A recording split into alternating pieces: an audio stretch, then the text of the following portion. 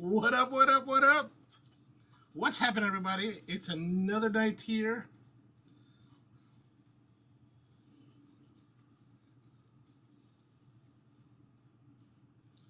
It's a bit hot. It's a bit hot. So what's going on, everyone? Welcome back again. It's Thursday night. Tonight is May 27th, 2021.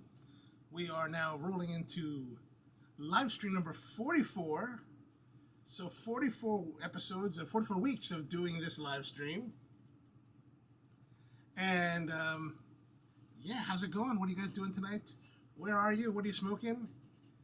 It's a good day here in Baltimore. It's pretty nice weather, probably about 80, 85, low humidity, cool breezes. Of course, inside the studio here, it's a little bit more on the warmer side because it's, enclosed, so it's a little bit warm. So if I look a bit wet, if I look a bit sweaty, that's why. So welcome back again. It's always good to be here. So last week I was talking about how I might be away, and I was trying to figure out if I should go to WeaselFest down in Austin, Texas this weekend. And for those of you who are not familiar, WeaselFest is the RoMa Craft 10th anniversary celebration of their company. And it was supposed to happen over the Labor Day weekend back in September. Of course, with COVID, they had to push it back, and they pushed it back to Memorial Day. And the city of Austin decided that they would allow them to do the event. So the event's going forward this weekend. It's actually going forward on Saturday. So it's going to be a really great time.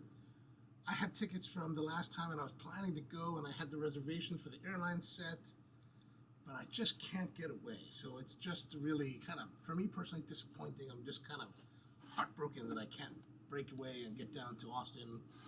They got to be a little bit careful. But so if you happen to be in Austin, or if you would like to go, or you can find a way down there, and you'd like to go to WeaselFest, let me know. I'll give you my ticket. Maybe just bring me back some cigars, All right, so that's good. So what are we going to do today? We're going to be doing, because it's WeaselFest, and I would be there, we're going to go and smoke a RoMa Craft cigar, as well as a coffee from Nicaragua. So tonight's coffee is the Perla Negra, which is the same anaerobic process coffee that we talked about the other week, where we were doing the iced coffee. Today we're going to do it as a hot coffee. And, we're following the same recipe that we always do. Let me just pull up my boxes here so that you can see what's going on. If I look a little bit wobbly, or if the angle's different, because I actually ended up getting a new chair this week. Let me show you what that chair is. So I got this chair, and this is the IKEA lid cullen, and the lid cullen is this, so I've been sitting in this desk. I have this standing desk, right? It goes up and down, and I have a regular office, chair, and that stays not too high. I mean, it doesn't go up too high. It's pretty low. And sometimes you just want to stand, or sometimes you don't necessarily want to stand too much. You want to stand up but sit. So you just want like different variations. So I went and started looking at different chairs, and like some of them are pretty expensive. And then I was watching reviews and found this kind of like sit, stand, support stool, right? And that's what this is. And this is a lid. It's called the lid cullen. It's got great reviews online. It's pretty inexpensive for what it is, 99 bucks. And so it's got this strong base with the footrest that goes around it, which is really nice. And it's got this cushiony seat that you can remove the covering so that you can wash it. And but it also like moves. It also like, so you kind of have to balance on it. So it gives you the core workout, which I probably need a lot more of. So it's pretty good. So I'm using that today. So I'm a little bit higher than I normally would be, or I have been. And so, yeah, it's pretty good. It's working out so far. I just got it yesterday. I think I just either Tuesday or yesterday. So in the last 2 days I got it, and it's working out pretty good. Now it's meant to be in conjunction with your normal chair. So like, or I guess you could use it as your only stool. But this way now with the chair that's behind me, I can like have a regular seat with a back, and then if I want to stand up, I can stand, or if I want to just be seated higher, I can be seated higher. And this will actually, the chair will act, this lid cullen will actually go higher. I have a limitation as how far I can raise the desk, because, at least currently, because if I raise it any higher, it'll basically cover the screen, the lens of the camera. And then there's also a physical limitation the way you have the monitors situated. Eventually, I plan to get a different monitor mount, which will pull the monitors forward so it'll clear. There's actually like shelving that I have books and stuff on, just above the camera, behind, you know, where you guys are. And yeah, you know, yeah. All right, so we're going to be brewing the coffee. We're using the Clever Brewer, which is really kind of my favorite brewer because it's just so much easy to use and convenient. And then number 4 milliliter paper filter, fold that in. Great, great, great, great, great, great, great. And the coffee. Like I said, this is the pro nickel. Because we're doing the RoMa Acquitaine Venus, we're going to use, and that's made in Nicaragua, we're going to use coffee from Nicaragua. This is from the Mirish family's La Escondida farm in Jinotega, and this one is a beautiful like anaerobic fermentation.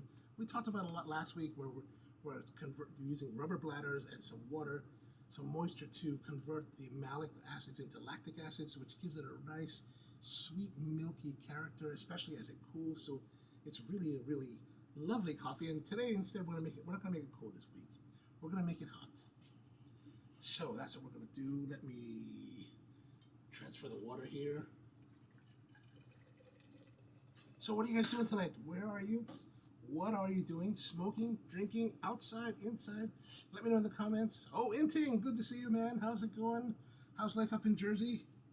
Hope everything is well. All right, so we're going to make our timer 3 minutes. 3 minutes, and then start the pour. Oh, yeah.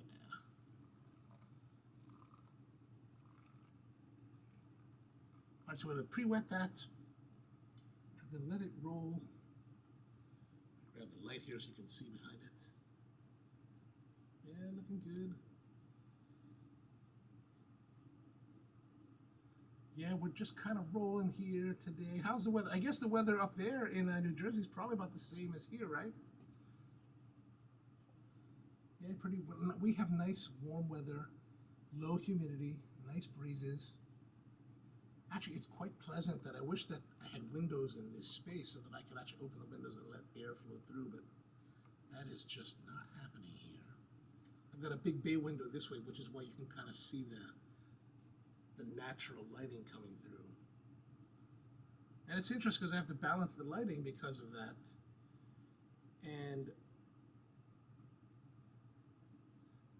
I don't normally have to do that because, you know, sunset is always relatively early, but now that we're moving towards the summer solstice, when it gets dark at 9 o'clock, past 9 o'clock, that you know, I have to think about either blacking out the windows or maybe putting some kind of gel. We normally put this kind of gel called bastard amber in windows when we're shooting movies.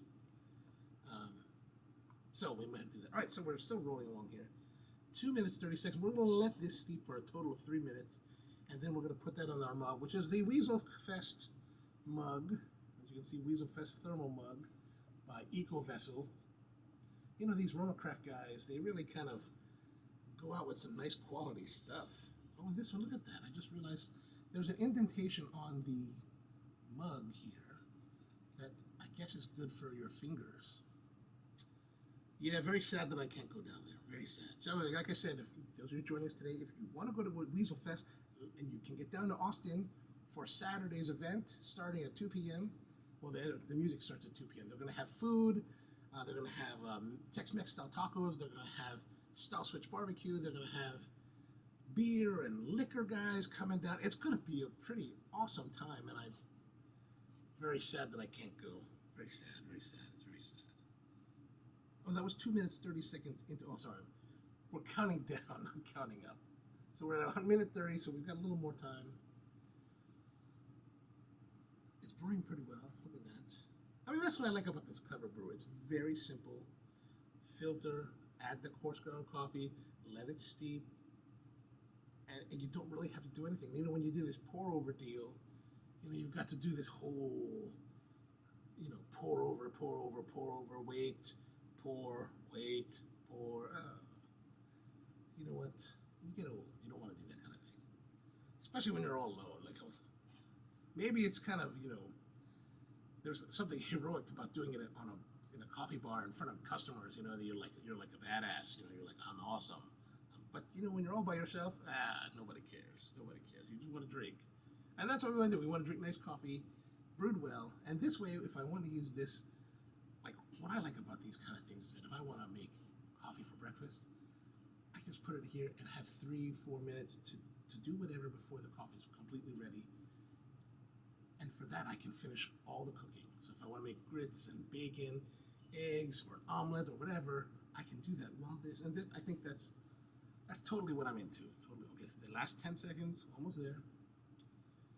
And we're gonna brew into our WeaselFest mug. I thought I'd use it. So what happened was that they sent out a whole like attendee pack with a whole bunch of stuff: posters, stickers, shirt, this for the original event, and then they actually, I'm going to show you that for the mailbag segment, they actually sent us a new one for this event. So I was like, oh, this is awesome. And so I actually received the Weasel pack for the event last week, but I've been holding off on opening it so that I could do it for all of you here live. Oh yeah, I should get rid of this. Sorry. Okay, that's the lid. That was the lid Cullen. Like I was saying earlier, I forgot to pull that off, but basically the lid Cullen is a chair that I'm using now here at the desk. It's a chair that goes in conjunction with your normal chair, and it just allows you to have more stretching. What's up, Tony? How good to see you, man. How's it going? What'd you guys have for dinner? I saw your text earlier that you were heading back home for dinner. All right, so the coffee is brewing away now. Are we done? I can't see. I think so. Okay, we're done enough. We're done enough. There's the coffee. Here's the problem. Okay, so you have hot coffee and you brew it into a thermal container. Well, now it's not going to get cool, which is why you didn't preheat the thermal. So the concern is that you're always going to burn. You can burn your palate, burn your tongue. You know when you burn the top of your roof, that always sucks because you're always like, and you're like scraping off the dead skin. Oh, God, that's the worst.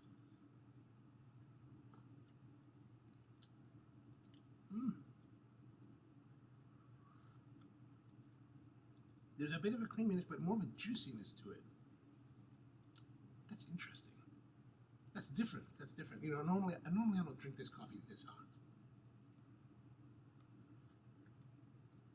Like I said, this is a coffee that we use for our iced coffee program, cold brew, and so it's used. I only get to taste it. I normally taste this cold,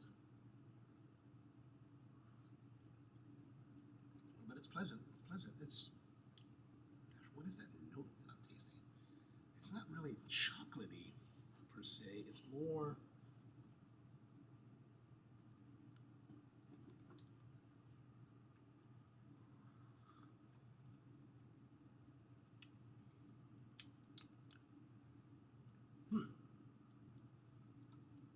Tony says, oh, Tony had roast beef, mushroom gravy, green beans, and mashed potatoes. Regular Swanson. Did you really eat a Swanson TV dinner? I only asked that because I had this, for the longest time in the freezer, I had this Hungry Man TV dinner that I wanted to, I bought it because I wanted to make a video about it. And then my stupid freezer, right? If you're not careful, the door won't close all the way, and so it all thaws out. So every blue moon, when that happens, I lose everything. So it's like I never bothered to go back after that. So I never got to have it. So I mean, I figured you made your own. What did I made a nice dinner. I made chicken today. Let me pull that up. I took a picture of it finally. So I made roast chicken, and here's the roast chicken. So a roast chicken with chicken thigh leg, you know, combination, over bread with roasted potatoes. And so what I'm doing here is that I'm taking so what I did is I took the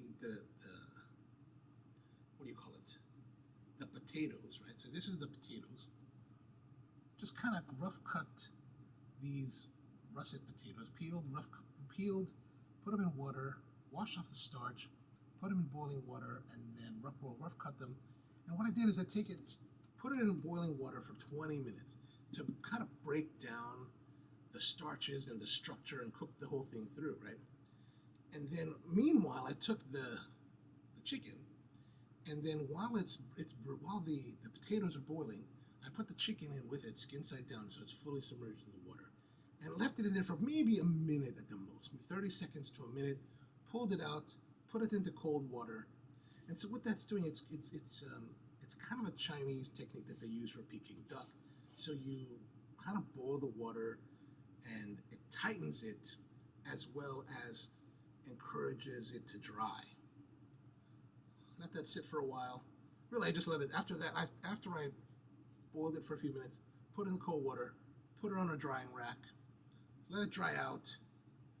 Finish cooking the potato. So when you're cooking it to the point where right before it starts to break down, right, and then draining that like in a colander. So I actually have a chinois, so I put it in a chinois, put it there, or actually it's not a chinois, it's a china cap.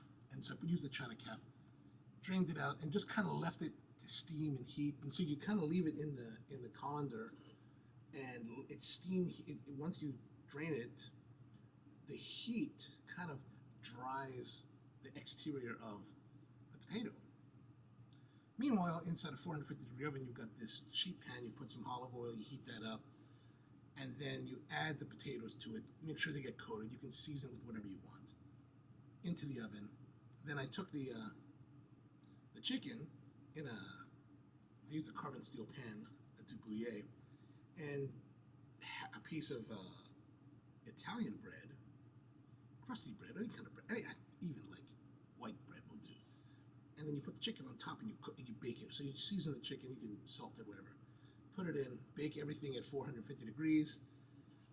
I checked it every 20 minutes, did 20-minute intervals, so almost a complete hour.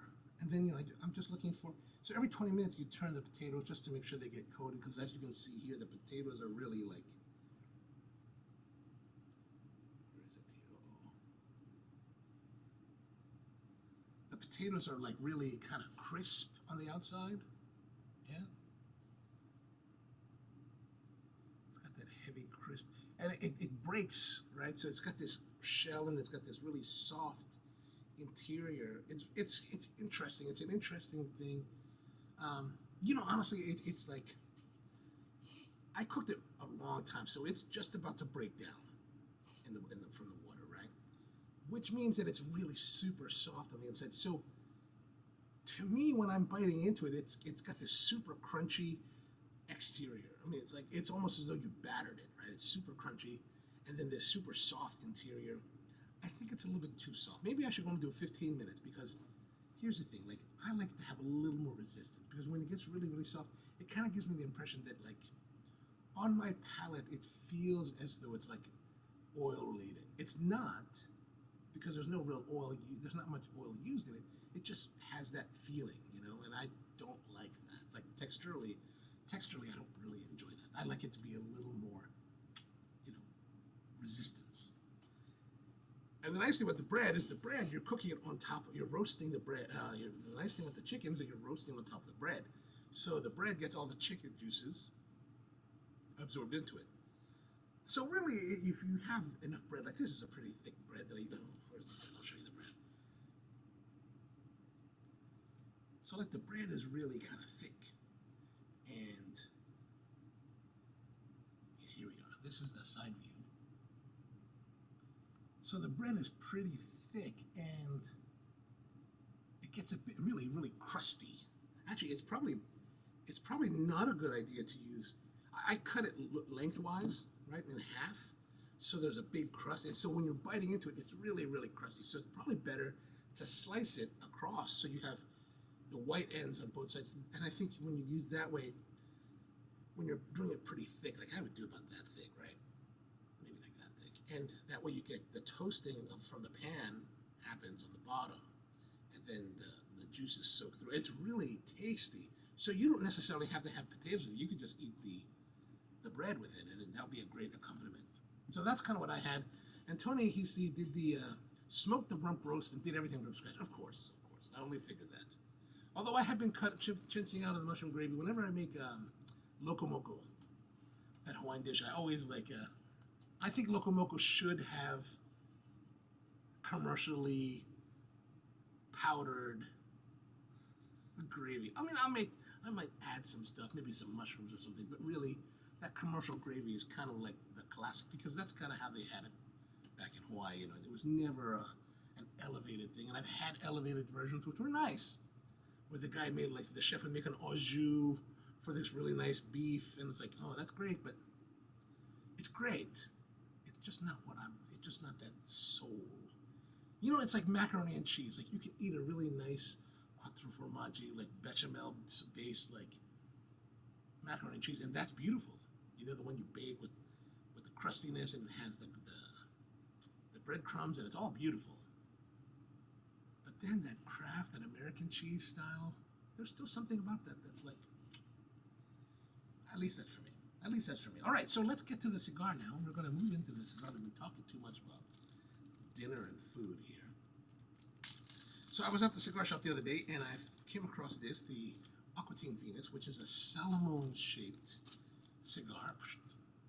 Cellophane wrap. We'll get to the cellophane off of here. We don't need this cello. So this is it, the Acquitaine Venus.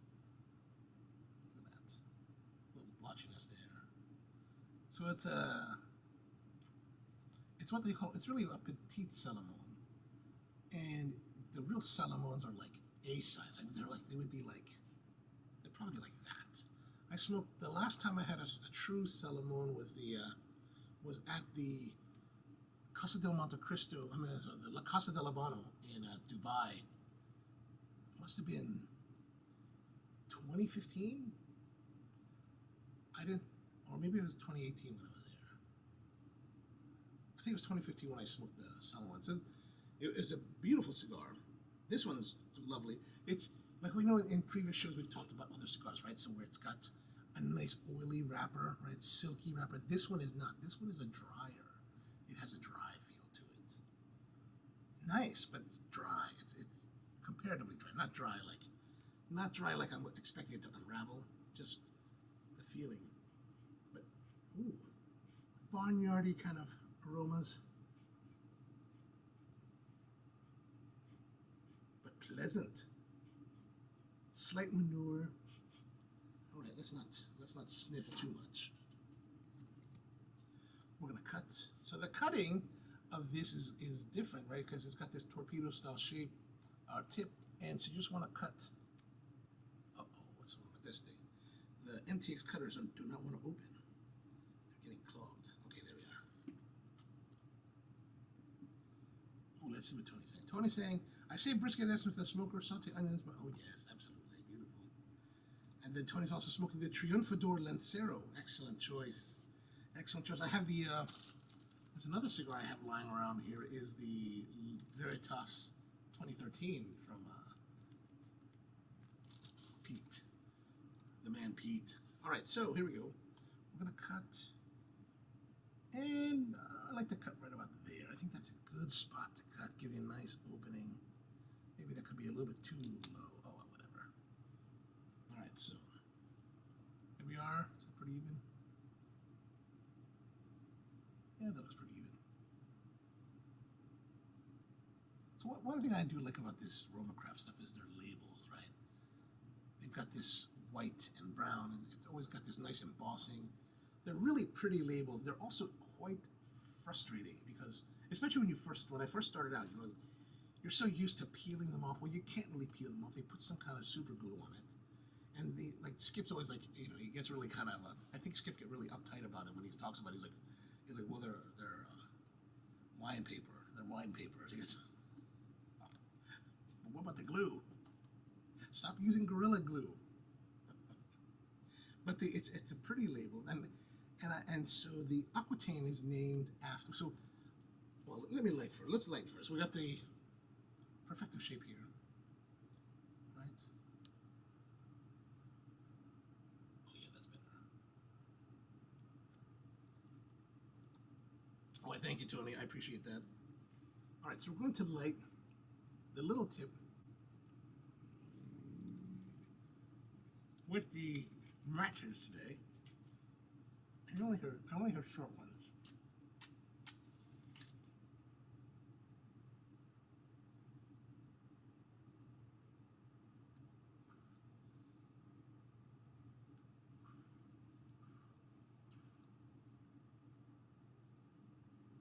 Oh, that turned out pretty well. All right. Mm. Oh, that's nice flavor. A little bit of cedar. Nice.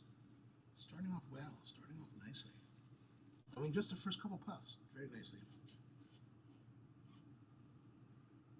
So the Acquitaine is an line. I don't know if it's called a line extension or just kind of an evolution from RoMa Craft's original cigar line, which is the Cro-Magnon. So the Cro-Magnon, they have the same binder and fillers, but have different wrappers between the Acquitaine and the Cro-Magnon lines. So the Acquitaine uses the Ecuador and Habano wrapper. And this line was started at the 2013 IPCPR many years ago now, which was actually right before I actually met Skip for the first time. I met Skip originally in September 2013. I was flying through Honolulu, and a friend of mine, Marvin Chang, who runs our Field Wine Company, which is a gourmet everything, wine, gourmet foods, gourmet cigars, gourmet liquors.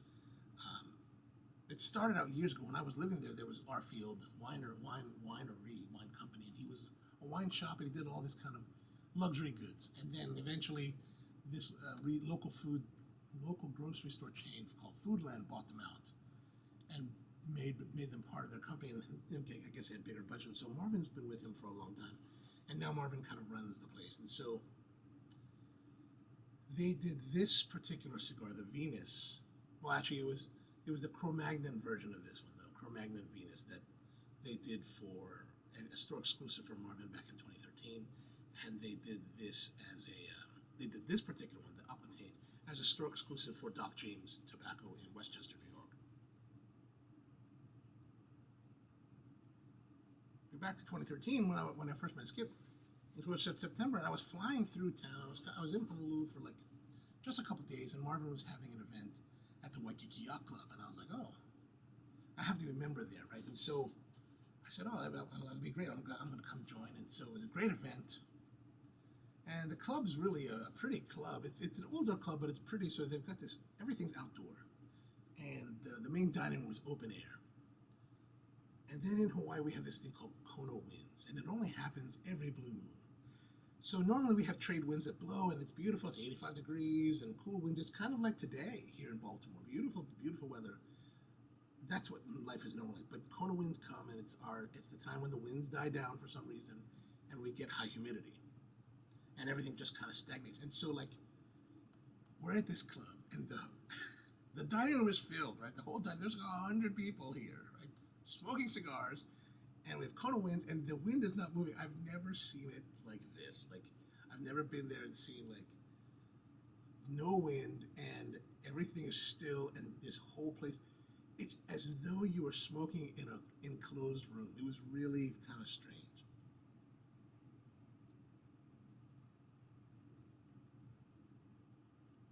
But anyway, so this is just around the time that I met. That was the first time that I met Skip.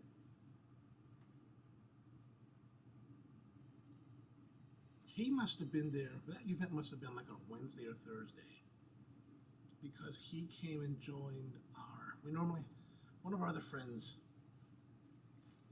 usually has a Friday afternoon, barbecue grill session. And so Skip came over to that after the event. So that the event must have been on a Wednesday or Thursday, and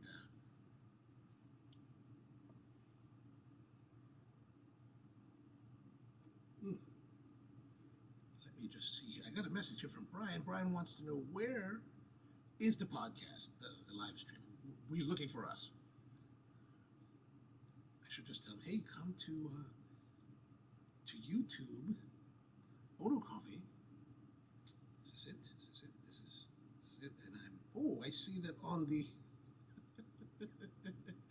I see that on the listing for the show on YouTube, it says live stream 30th. That is completely wrong. This is live stream 43. So, all right, let me send this off to you. All right, here we go. Sure, thanks for tuning in. I really appreciate you spending time. Let me know in the comments what you're smoking. Tony's already told us the trend for Lancero. Intane, let me know what you're having tonight. I'm interested to know. Like I said, I can't go to the WeaselFest this weekend, but I have a ticket. So if you want to go and you're going to be able to get down to Austin, let me know. You can have a ticket. You go enjoy yourselves. There'll be cigars. There'll be music. Scarface is playing. I don't know Scarface. I mean, I don't know really the artists. They look pretty cool. I just don't know much about them. All right, so let's go and do our mailbag. We got 2 boxes. This is starting out, because it's starting off really lovely.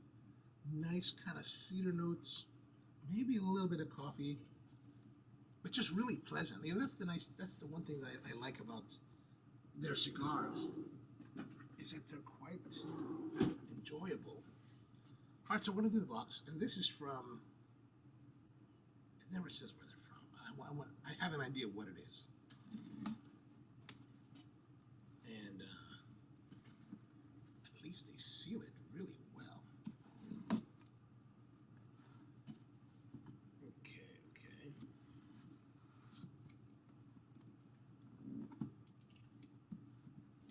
Ooh.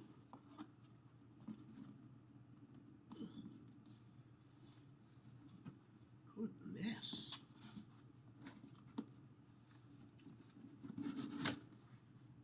Ooh. So if you remember a few months ago, I was participating in this butter seminar. They had another one this week, and I guess they're sending me another Butters of Europe. Make it magnifique. What they send this time? Is it also? Oh, this is not this. So they sent on the last one. Oh dear, all this French like confetti. Okay, so in this we've got a book. The book again, The Butters of Europe, Manteca de Europa. Butters of Europe, excellent. And this time they sent a butter knife. Oh, that's nice. I can use it. Nice stainless steel butter knife, right? Nice. And a butter paddle. What does it say here? Enjoy, it's from you. Oh, I love it. And of course, some napkins, some Butter of Europe. Make it magnifique. Oh, that's very nice. Thank you very much. Butters of Europe, I really appreciate that. I'm sorry that I actually missed out on the event. I got so, and things were like so hectic on Tuesday when the thing was happening, so. And Eric says, no fest for you. No, I know, it's a bummer, man. I was trying, even up to today, till this afternoon, I was like, trying to see if I could finagle things so that I could go. No, I just couldn't. Quite disappointed. So if you want, so Eric, if you want to fly down, I'll give you the ticket. Just let me know. I'll be happy to do it. Oh,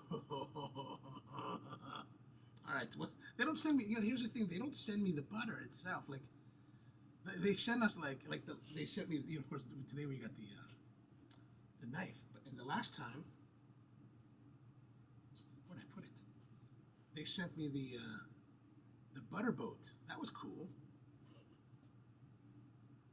But they didn't send any butter. I was really hoping, when they sent the butter boat, the first event, I thought they had butter, so I actually kept it in like kind of cold before the show, so that because I didn't know if it was butter inside. I was a little bit disappointed. But you know, I'm happy either way. I'm happy. They want you to buy the butter, and they also sent us a book from the seminar, the other seminar that I did. That was great. I mean, they're really, really supportive. They're really promoting butter, of course. But that Binker's bread, oh man, that Binker's bread is good. You know, did I tell you there's a place called Picara Bakery on Cold Spring Lane by Roland Park? It's a Serbian bakery, and they make a bunch of stuff, croissants and baguette, which isn't bad, but they make this multigrain bread that's really kind of thick and kind of tough. Reminds me of the kind of bread that they use in Denmark for the smørbrød. You know, like the smørbrød is, they take all kinds of, they take this kind of similar bread, thick bread, and they put, the one that I really like is the one that has all the like cold fruit and the cold shrimp, baby shrimp. It's all stacked up. It's really pretty. So, I think that's great bread. I think that's a really great bread. Now there's a little bit of sweetness coming through on this cigar now. And if we look at, let's have a look at some of the reviews. One of the ones I found was from what's his name? William Cooper. And here it is. And he did this review back in 2015. So the cigar's been out for 8 years. So 2015 was quite a while. And he notes in, where is it? Yeah, so he's noting in the first third of his cigar, he talks about how there's black pepper, cedar, natural tobacco notes, and then you get this cherry sweetness, and I'm just starting to get a sweet note that's coming through. It could be cherry. But yeah, I guess it could be, but it is a very pleasant sweetness that's right here on the center of the tongue. And one of the things I was interested to see, because this was released in 2013, and this review, and the other one that I read was the Cigar Authority review. So Cigar Group's review, this one is from 2015. The one from Cigar Authority is from 2018. So we're talking 3 years apart. So ostensibly that's different batches completely. And now we're in 2021 and I'm having this one. And I wanted to see, what I thought was interesting is, will we find similar notes in this cigar compared to these two that are going back 8 years? I think that's a really, I just thought it'd be interesting. I think that is Skip and Mike and Esteban able to craft this cigar in a consistent, repeatable manner over years? And whether it comes to like cigars or coffee, beer or wine, champagne, to me, I think that this ability to taste and blend agricultural products together to create a consistent flavor profile, to me, that's the greatest challenge of any of these fields. Like in the coffee side of things, that's always a challenge, trying to find the right coffees to blend together to create the same flavor experience year to year, sometimes just month to month. I was just working on that this week when I was working with some coffees, trying to figure out, okay, what coffees do we need to create to continue our flavor profile for our espresso.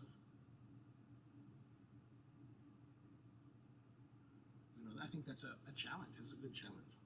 And so far, I do see that I do note the cedar. There's some nice sweetness, a little bit of pepperiness.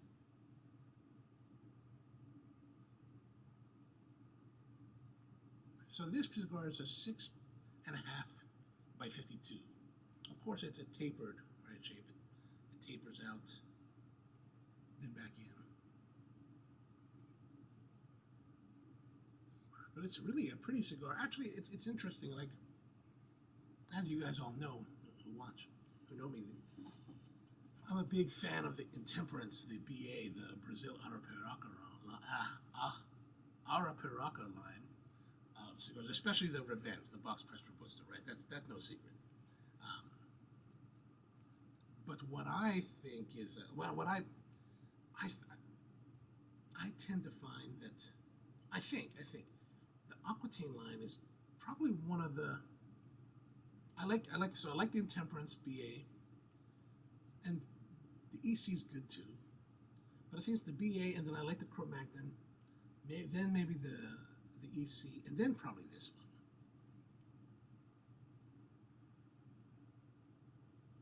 think for some of the other sizes of this line, they've been the ones that I haven't enjoyed the most. Right, I don't enjoy them as much as, but this one is really, really interesting. This one's got like really nice flavor,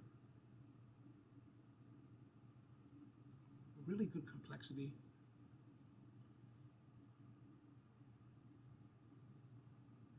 Good smoke, good draw. I mean, really pleasant. But let's look here. So, you know, what we always talk about, you know, one of the things I'm always like harping about is the scoring. And so here at the bottom, let me make that bigger for you. So here at the bottom, we see that William Cooper has assessed this as a 4.0 box worthy with a score of 93. That's a pretty high score. But let's look at the final thoughts. He says, this is a cigar that really delivered a lot. Great flavor, excellent construction, nice amount of complexity. I found that each said tell the story was one delivered, nice size, small than traditional sound. Definitely a size worth seeking out if you have many. It's a cigar probably steered toward the, don't recommend as a novice, easily smoking, definitely box worthy, and a designation bell with a ball. And then in summary, he says burn is excellent, draw is excellent, complexity is high, medium to full strength, medium to full body, excellent on the finish. I mean, he's talking excellence in pretty much all the categories. And you know, when you talk about giving a high score like above 90, that's kind of to me, that's when it starts to make sense. Like if everything you're saying and what you're writing reflects that high level, then the score seems great. But if you're like we talked about before this, you know, if you're just saying, oh, the things are all right, the things are pretty tasty, things are pretty good, but you're giving it 90, come on now. But you know this, you know this, you know this. This is nothing new. This is nothing new. All right. So we're still in the first third. It's burning pretty well. Maybe slightly uneven, right? Maybe slightly, not too bad. Flavor is still really lovely. All right, let's get into the box. Oh. Okay, this is the WeaselFest box. It's pretty big. Look at that. Bigger than my head. Look at that. You can zoom into the address. It's just my P.O. box. Doesn't really tell you anything. All right, so let's open it up. Now, if you notice, there's black tape. I don't know what the black tape means. I've seen some pictures online where some of the boxes had white tape. I don't know what kind of hocus pocus that Sean Vader is doing. But we're going to find out.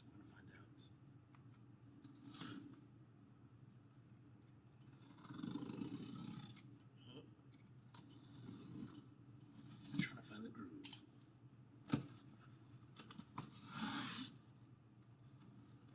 All right, there's some wrapping paper. Oh, here we go. Now we're getting into it. We've got, what is this? Oh.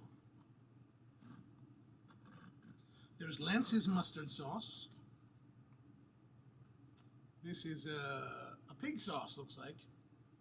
From Style Switch Barbecue. Excellent, excellent. And so you guys, if you guys follow Skip, like he always talks about a place called Style Switch, and that's one of the big reasons why I wanted to go, because they're going to be catering part of the event. Now I get to miss that. Very disappointed. All right, here we are. What else do we have here? We've got a mug from Zilker Brewing. Not a mug, but a glass. That's pretty cool. Marco IPA.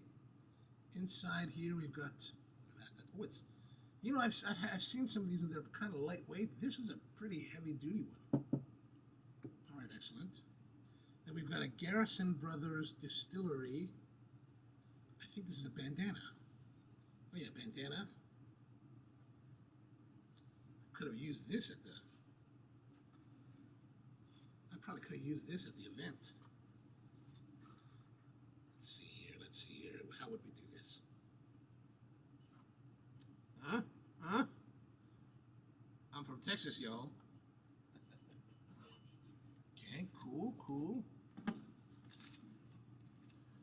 Ooh, There's some. So the place that's doing the Tex-Mex style barbecue taco stuff is a place called Valentina. So this is Valentina's Tex-Mex barbecue brisket rub. Looks like there's a lot of paprika.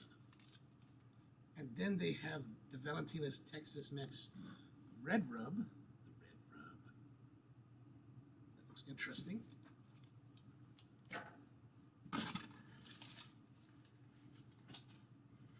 Oh, some stickers. These looks like they're. I don't think they're the actual box stickers, or maybe they are. No. They're bigger than the box stickers. So these are just stickers they're making for you to have. Let's see what we have in here. We've got the Cro-Magnon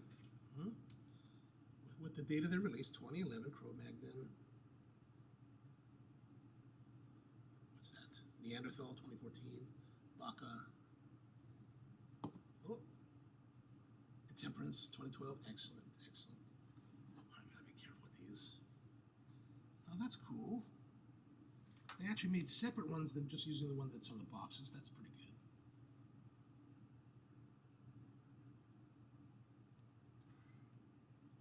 All right, what else we have in here? Oh, sorry.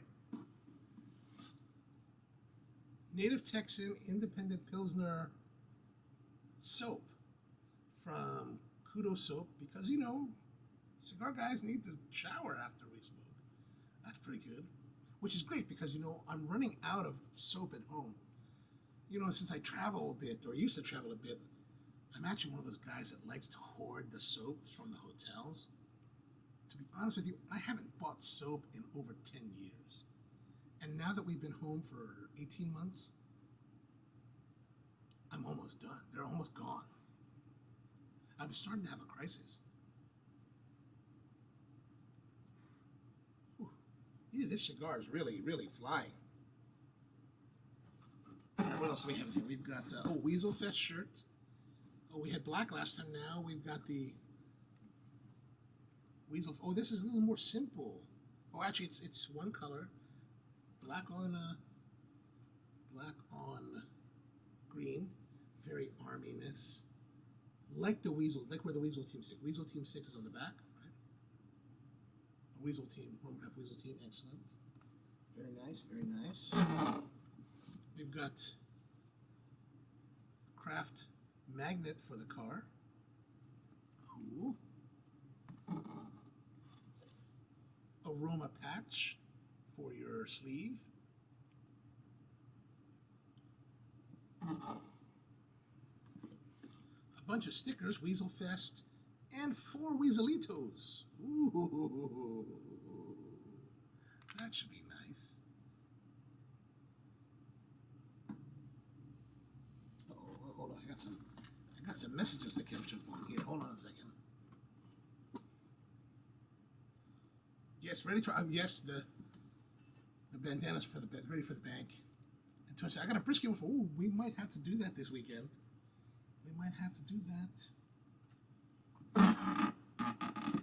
What else we got here? We got this tube of posters.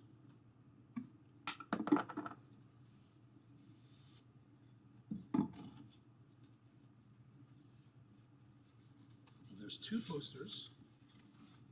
So there are 2 WeaselFest posters. Nice.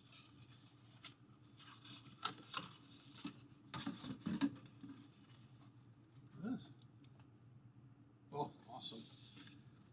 I need a place to put this. Oh my gosh, look at this. And last but not least, there is a box of Collective Sovereign 5x50 Whiskey Rebellion 1794s. Oh, nice. Now, if you were the VIP member, you would have gotten also the new Catadores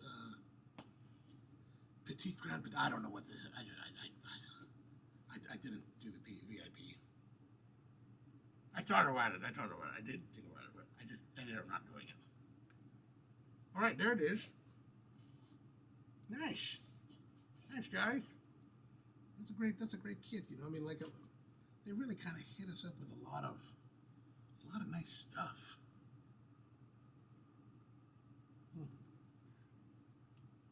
It's exciting. More glasses. All right, let's see how the coffee's doing. Look at that, still very warm.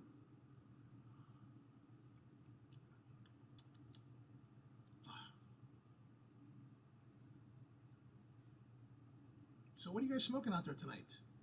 Let me know. What are you smoking? What are you drinking? I'm interested to know. I don't think they sent us alcohol. I was thinking they might have had some alcohol in there, but I guess not. I was going to drink the Garrison if they had more Garrison. Because they sent us in the last kit, they sent us a Garrison glass, shot glass. So I was hoping that we'd have some here to shoot, but oh well.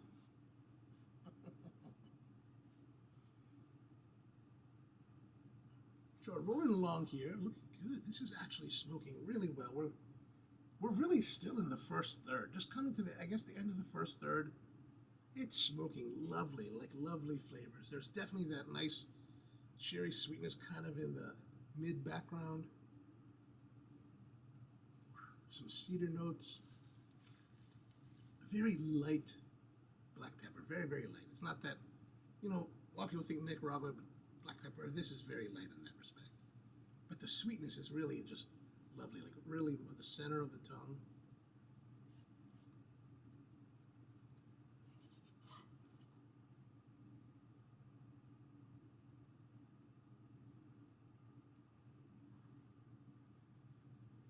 Oh yeah, very nice, very nice.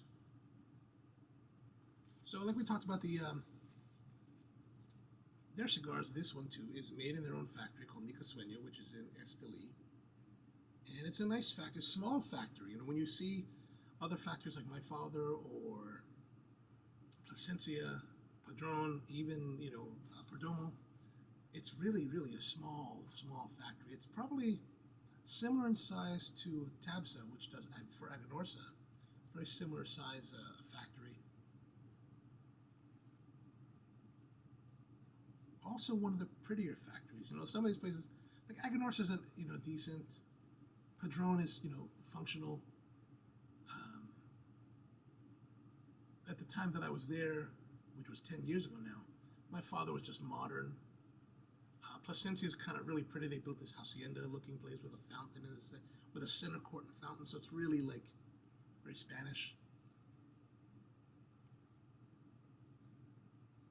And while Nicosueño is actually small, it's actually really clean and really actually an attractive-looking place.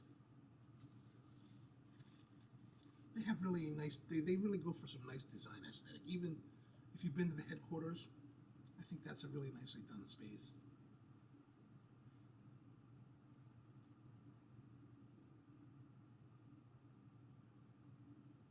But a really nicely done cigar. God, this really makes me rethink the Acquitaine line, because for some reason I haven't really grooved with the Acquitaine on. I don't really have it very often, and the couple times that I do, I just find it to be okay. But this is really, really nice. Tony says, I equate Nicaragua with the earthy sweetness, not black pepper. Oh yes, unless it's Pepin Garcia. Pepin, he's really all about that black pepper. I think maybe that's where a lot of that black pepper idea comes from, because Pepin goes for such heaviness on that. But I think you're right. If we consider the other cigars, like the stuff that Plasencia makes, or even, especially Padron, you don't really have that black pepper.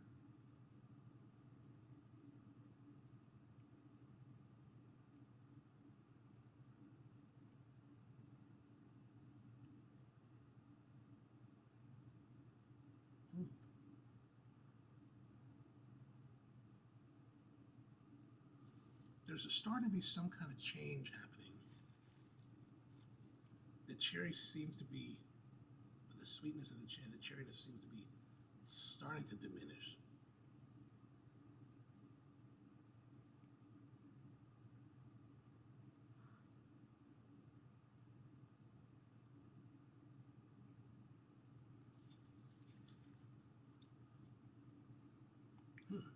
Nice. Yeah, it's getting a little bit different. It's changing. I'm also getting a little bit. It's getting a little bit long, but it's burning well. I mean, overall, look at that. There's a slight aberration right here. That could be because maybe I'm starting to pull on it a little bit too hard. Like, I think that was something that Coop did mention in his evaluation, that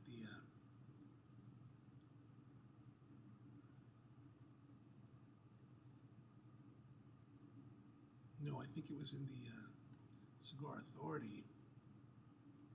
Yeah, here it is. There it is. I'll show you. So in the Cigar Authority, they talk about the finish, the chances. So they say generally Figurados, Salomon, and Perfectos are not for people with OCD. The chances of a cigar burning perfect from light to finish are very unlikely due to the shape of the cigar. So it says, but if you stick with it and fight the urge to touch it up, they self-correct. And so that's kind of what we're seeing here, is this slight aberration, right? And we want to maybe just slow down. I'm just going to slow down for a moment.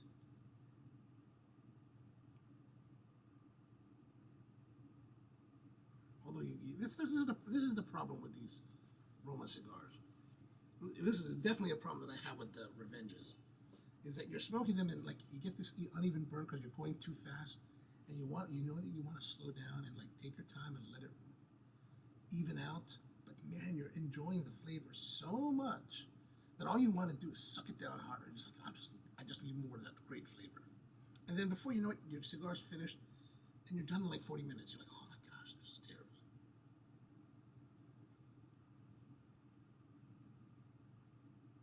Also, we're at a good point. Like, it's getting long, the ash, right? So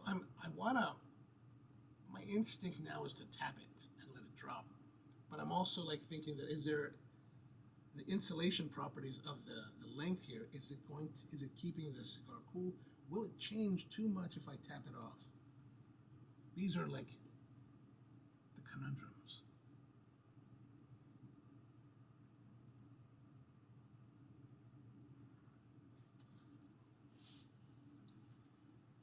But we did have the cedar and the cherry, the sweetness of that. Those are kind of like the more dominant notes. And that's something that's interesting. Like if I look at the cigar review from Cigar Authority on this cigar from December 2018, they also noted very similar things. Earth, cedar, a little bit of black pepper. They describe the sweetness as more as a caramel than a cherry. I think it's more cherry because the sweetness has a little bit more of a brightness to it, right? Yes, exactly. Those are the burning questions. Do I tap? Do I not tap? Do I wait till it falls and then like makes a mess and then I have to clean up and I had to get it on my clothes and burn the holes in my shirt?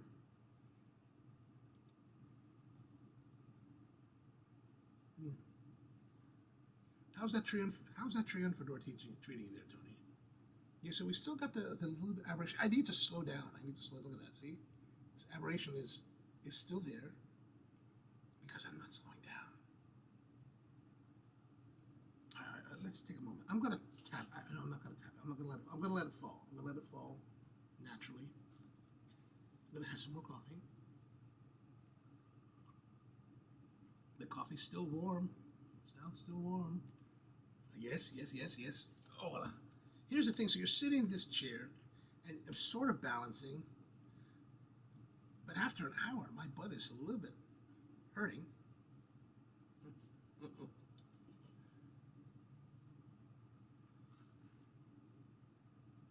I mean, look at this. Okay, so I'm just thinking here. Like, there's a box of cigars in this pack, right?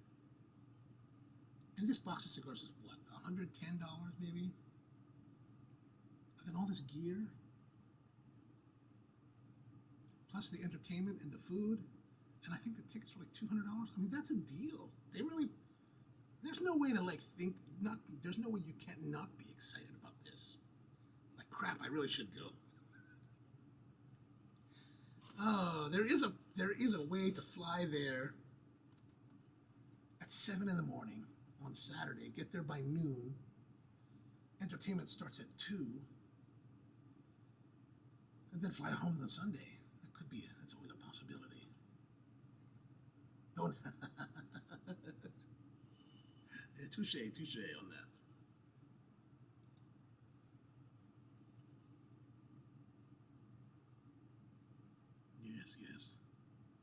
Yeah, those Triumphadors are really nice.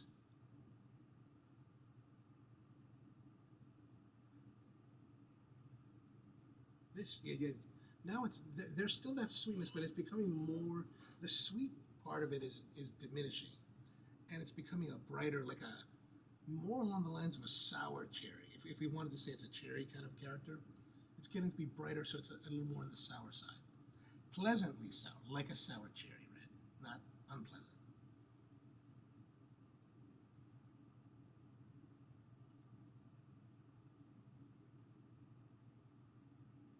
So this is also one of the things that I smoked as you know, I smoked the Revenge, which is a 5x56, right?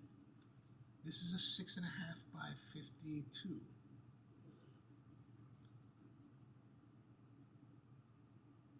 What's nice about this is that it's a longer cigar, so there's more time to smoke. There's more cigar to enjoy, which is really kind of exciting.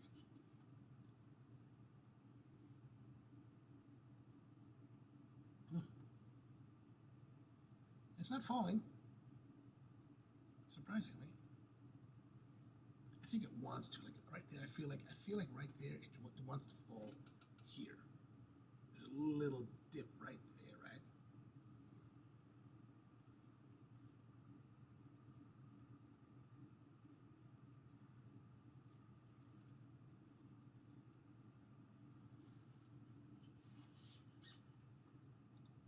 And Tony says the Acquitaine Lancero is pretty. You know, I need to like get some of those. Get one and try that.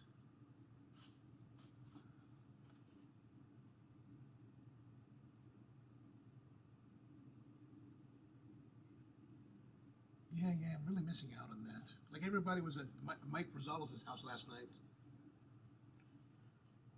Tomorrow they're going to be at Havana House. What's going on, Rusty? Welcome to the show. How you doing tonight? Are you out smoking or just kind of hanging out at home?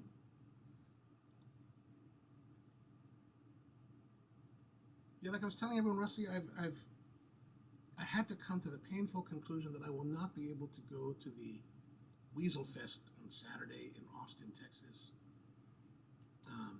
So if you want to go, or any of you can get to Austin and decide that you want to go do it, I'll give you my ticket. Just let me know. There's an electronic way I have to transfer it to someone. So if you want to go, let me know and I can transfer it. That's a big plus on that. That's quite a recommendation when Brian likes it. The question is, how many boxes does Brian have of this or of the Acquitaine in his humidor? 12?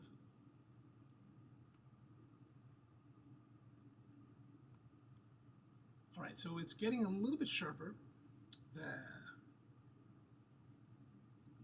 notes of cedar and the earthiness are kind of diminishing in favor of this brightness, this cherry brightness, that sour cherry brightness, which probably means that I'm going too fast. As you can see, you're starting at this curvature, right? See that curvature right there kind of going up? That's probably a symbol that I'm going a little bit too fast now. I'm going to dump it. I'm going to dump it. I'm getting a little bit nervous. All right, so there it goes.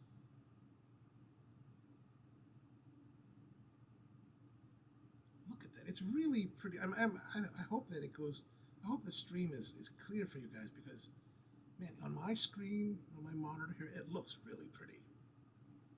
You can see really nice detail. Now I know that while I'm originating the image in 1080, the system is sending it out in 720. So I hope it's not downgrading it too much.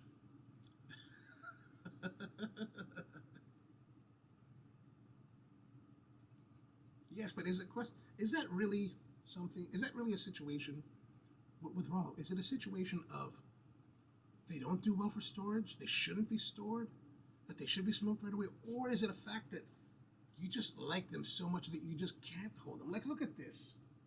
I mean, I've got like 5 boxes here that I use for the demonstrations, and they're all empty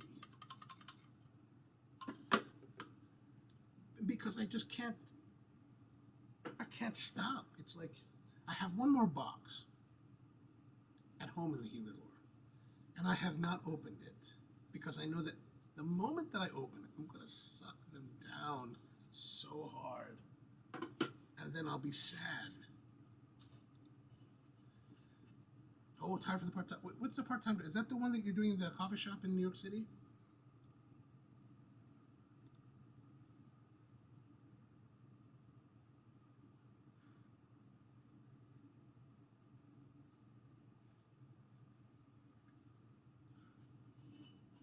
But really, why? You know, I was gonna go, and I really wanted. I still would like to go. The real reason I'm kind of holding back is because, you know, I'm around my parents quite a bit, and my niece and nephew, they're all young, and while my parents do have the vaccine, my niece and nephew don't, and so I don't want to take the chance of bringing home any variants by accident.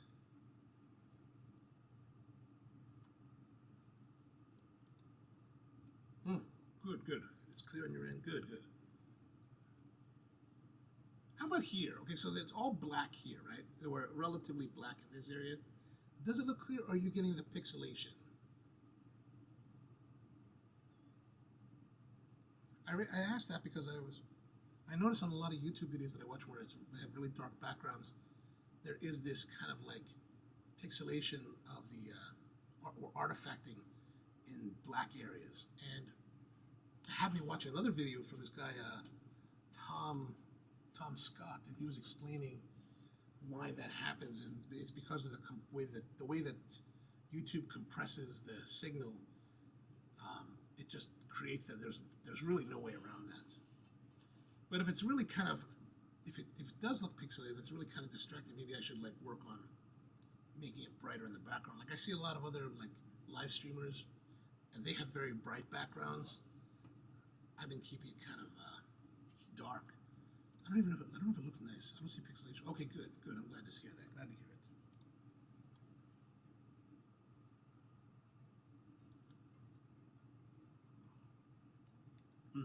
Uh-oh. Someone's calling.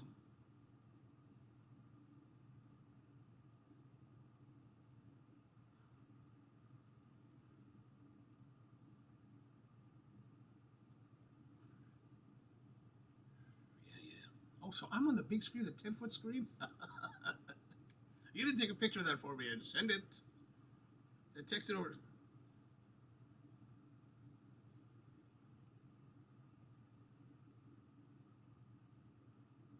Terrible photo.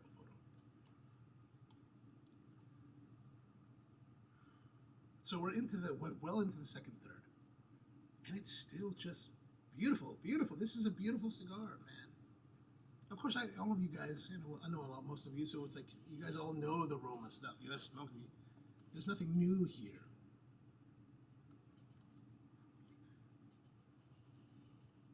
Like if I say to you guys, "Hey, man, this RoMa is really good," well, yeah, we know. What I'm waiting for is like more of the Baca. Like I would like to see the big Bacas. What I would like to see more of is like I was saying earlier, there's six and a half, right? I'm always thinking that, man, it would be nice to have, let's say, like, even this one, I guess, or the Revenge, the BA Revenge, in, like, a Churchill. Oh, my gosh. That would be epic. Oh, good. On your end, too. Excellent. Oh, you're working the butcher shop in town. Okay. Need something for the summers? Oh, yeah. Oh, gotcha. So are you actually, like, you know, cutting sides of beef?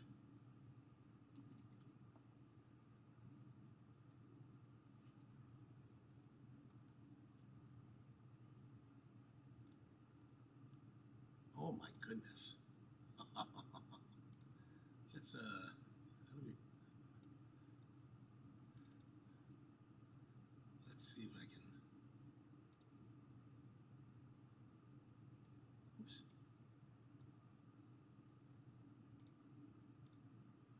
This whole sharing thing just kind of makes me like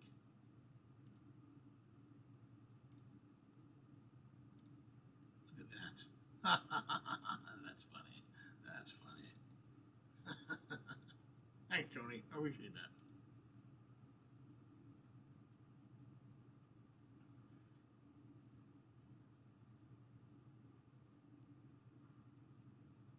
Interesting.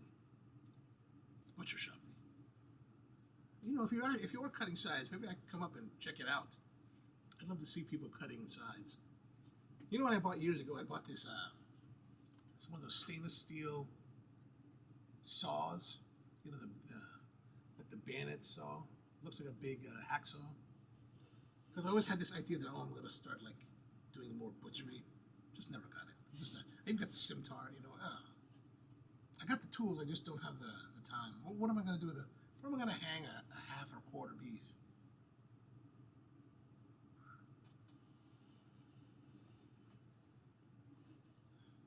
It's all my Thomas Keller fantasies.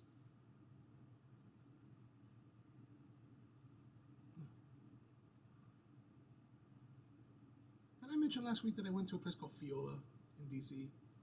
Oh, I did. We talked. I showed you pictures of that. Yes, I read. Never mind. I am interested to try these Weaselitos. These little tiny Weasel cigars. They're not released in the United States. You can get them in other parts of in Europe. Actually, it's interesting. Look at this. There is, if you look closely, can you see that? Not really. Let me pull these out. It looks through the bag. Like, I don't really know the story behind them. Well, maybe one of you guys know it better than I do.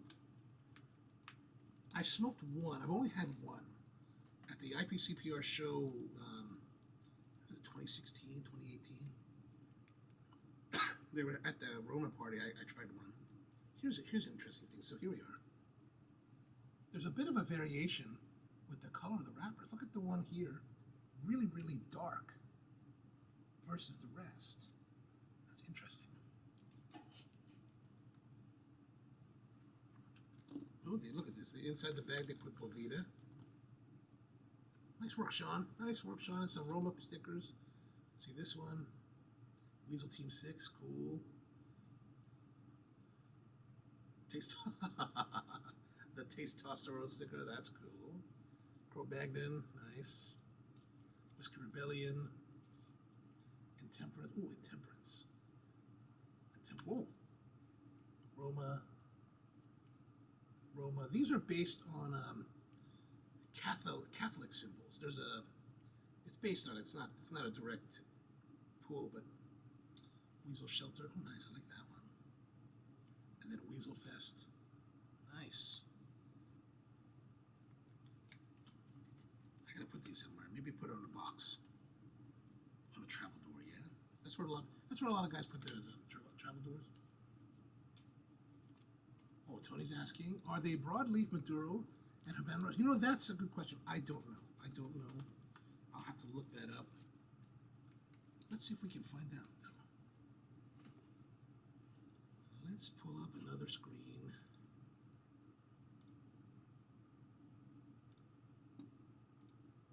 All right, let's see. Ooh, are they broadleaf Maduro? I don't know. Let's see. RoMa Weaselitos.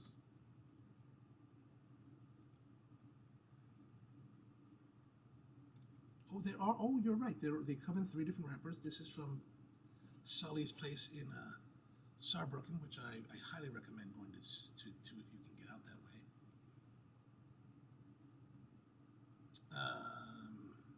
Comes in 3 different wrappers: U.S. Connecticut broadleaf, Ecuador Habano, and Mexican San Andres. Skip calls this the size of half Lancero produced using the tabaqueado method of rolling a cigar. Once the process is completed, the Lancero cigar is cut in half. Oh, I see. So they're rolling the cigar, cutting it in half, and then putting the wrapper on. I see. Okay. And then they put the cap. That makes sense. So actually, I think the tabaqueado is a method where actually when I was at the factory in, gosh, when was I at the factory? I think it was at the factory in 2014, and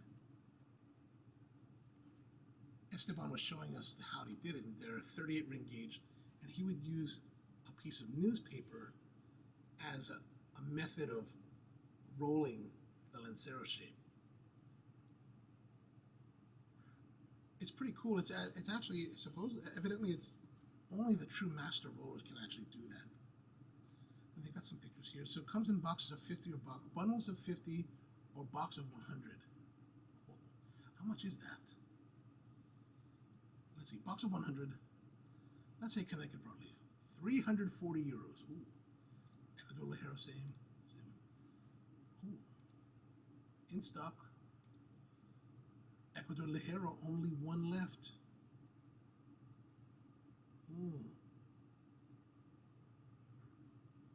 So let's see.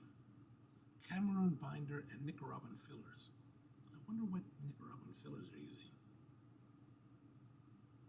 Oh, that's also the Weaselito Ecuador has Ecuador Ligero wrapper, Cameroon binder, Nicaraguan filler.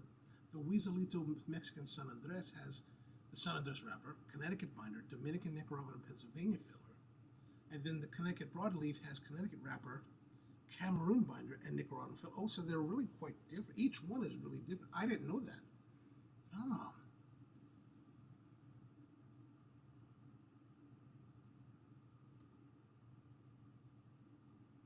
€340. What is that in dollars? Let's see. 340 euros to dollars. $400. Wow. So if you wanted to get the entire collection in 100 boxes, that would be $1,200.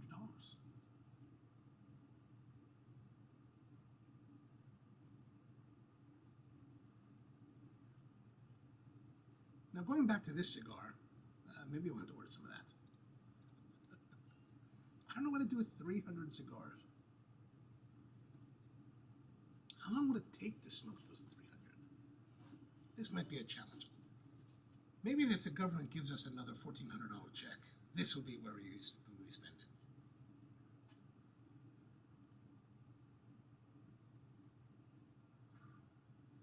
All right, so this particular cigar, though, the Acquitaine Venus, uses the Ecuadorian Habano Ligero wrapper, Cameroon binder, and then the fillers comprise of 3 different Nicaraguan fillers, tobaccos.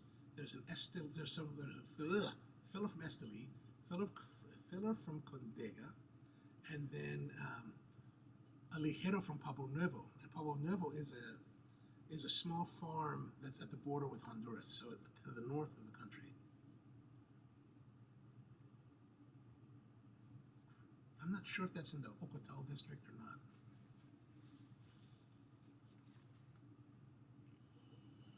But it's got a really, really, really interesting flavor. It's a beautiful flavor. So we're really moving down into the, well, I guess we're really kind of getting to the end of the second third rather than into the last third. So the blends of the Weaselito sound similar. Yeah, you know, you're probably, I didn't think, you're probably right. Maybe the Connecticut Broad is more like the, what did they use the broadleaf for? Is that in the Whiskey Rebellion? No, the Whiskey Rebellion used something else. I don't know. Now I'm just talking, and I don't know what I'm talking about.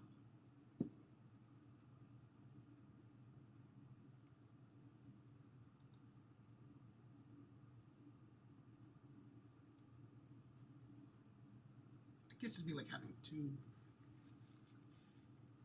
small lead zeros, right? Each one. So really, if you have 100 of the Weaselitos, it's kind of like having 50 of the,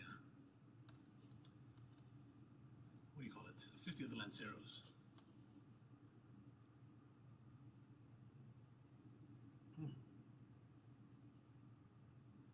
But is really about how nice the flavor is on this. I think we're getting a little bit maybe fast because we're getting a little bit of a unevenness here, right? See that? Right there is a little bit uneven, comparatively speaking.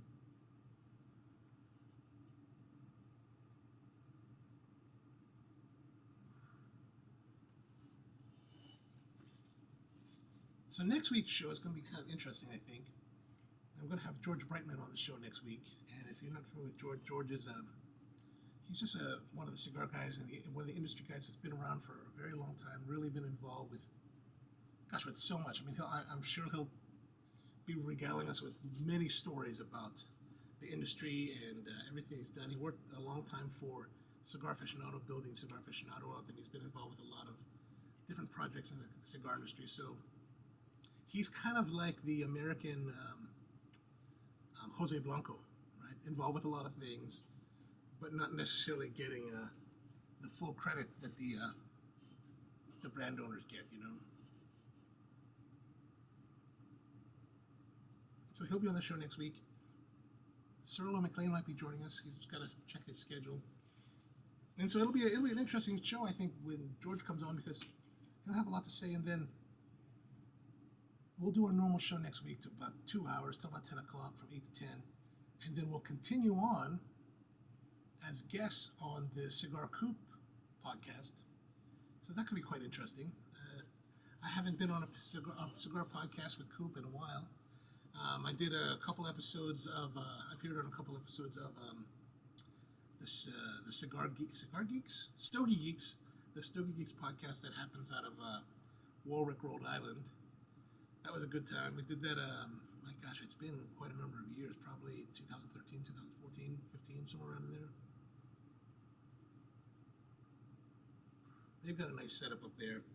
They have their own studio, cameras, lighting, desk, background.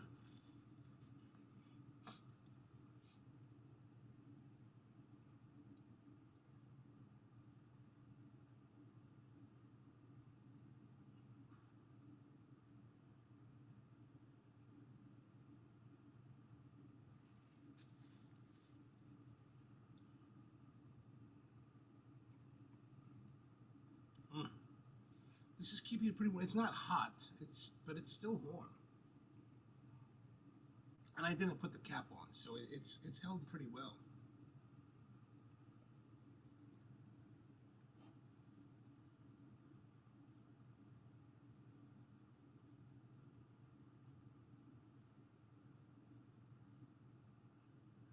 So how's your guys' week been? I've still kind of been just hiding out here at the roastery, just kind of roasting coffee and working on my videos for the YouTube channel here. Try to find more interesting topics to cover.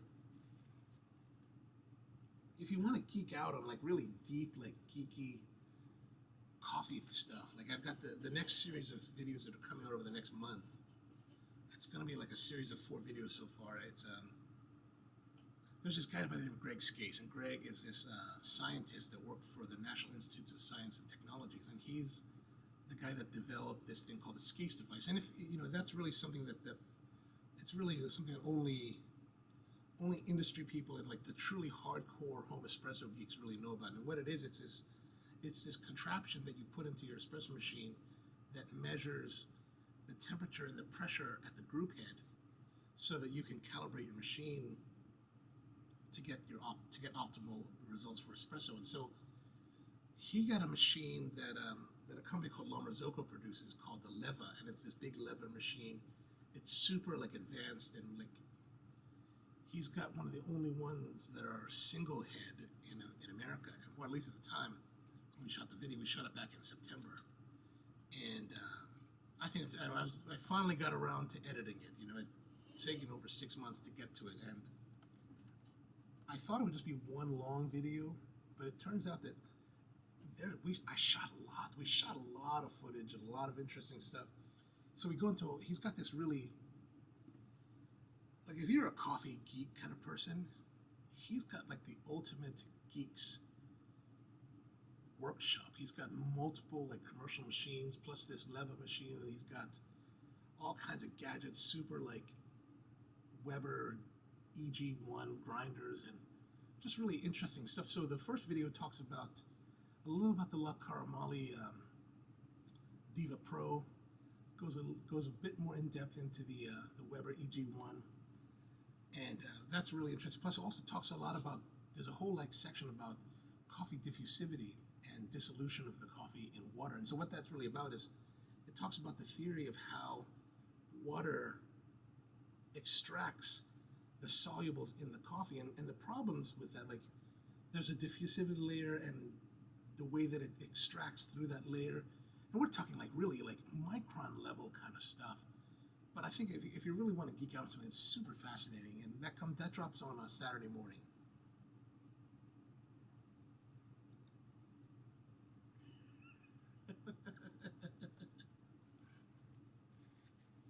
Yeah, probably.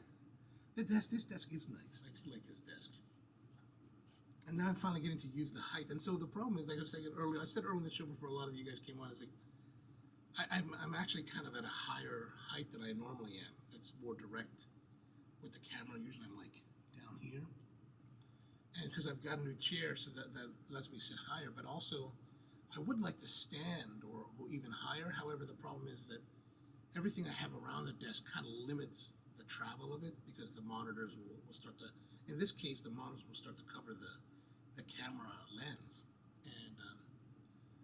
And what I really need to do is get these monitor mounts that will allow the monitors to float above the desk, so that I can pull them out slightly and then go even higher. I think that'll be better, maybe.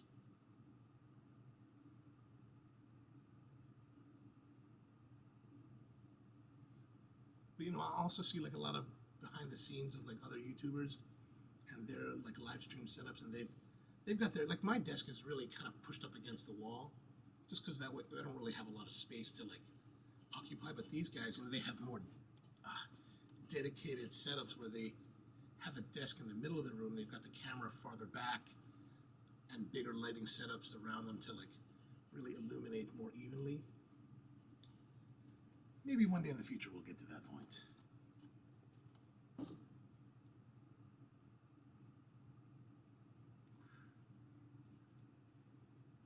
So I say we're getting now into the final third. We still have this sour cherry kind of brightness. The sweetness of that sour cherry has diminished, and now it's just more of this brightness to it. I wouldn't say there's really any black pepper, maybe very, very light. The cedar's kind of gone away. It just is really pleasant kind of tobacco, general like nice tobacco with this nice sour cherry brightness.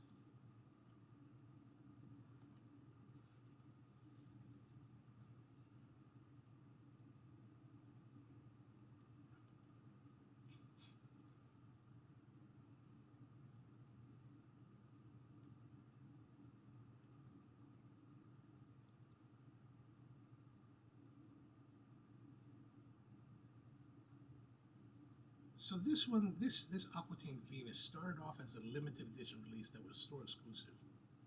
That was back in 2013. However, I think by now, like a lot of the different cigars that's out have started off as store exclusives. Like, for example, the Revenge that I really like started off as a store exclusive for this place down in Charlotte that eventually went out of business. That never sent me my cigars. I'm still very salty about that. But this one, like I said, started off as a cigar exclusive for a place called Doc James in Westchester, New York.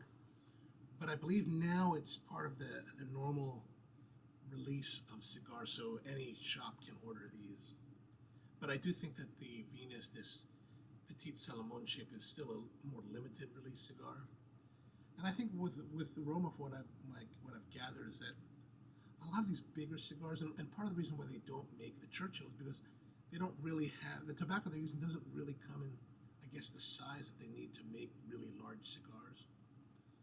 So that really kind of limits their ability to make larger cigars, as well as the larger cigars they do have, like this 6.5. It limits their ability to produce them on a regular basis. And so now we're reaching the point also where the band is starting to slide off, and there it is.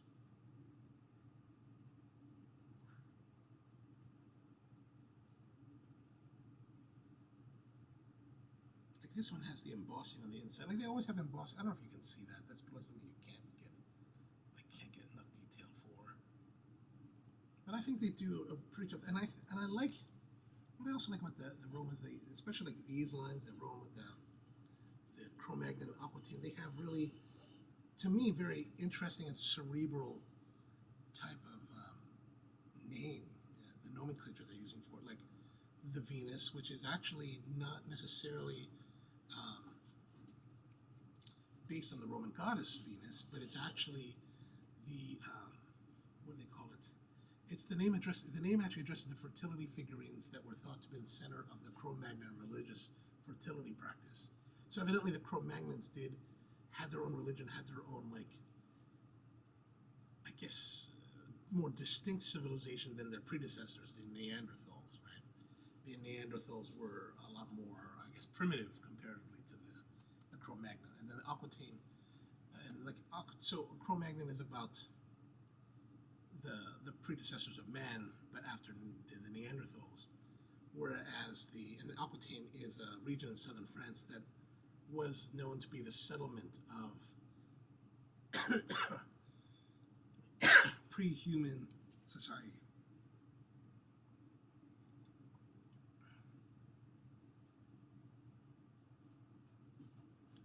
But like, for example, the line of the Acquitaine has, of course, this Venus, which is Petite Salomon. They have, and then they use like the Breul, and Breul, B-R-E-U-I-L. I wonder what that means. Let's look that up, because that's something that I've always been kind of curious.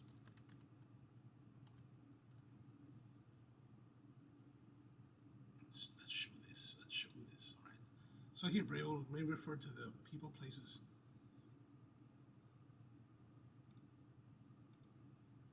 So French term.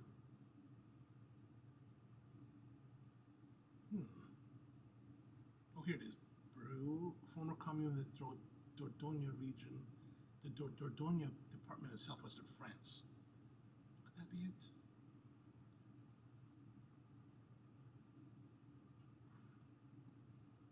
You know, so there's that. There's the blockhead, which is the Grand Pressed, the box press Grand Toro. What was the blockhead then? Let's see, blockhead.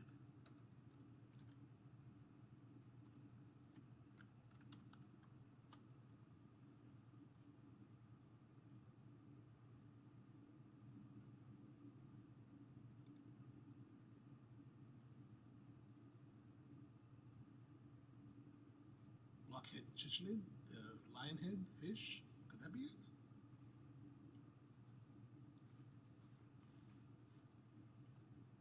I wonder where that's from. Oh, that's interesting. The other one is the lancero, which they call the atlatl.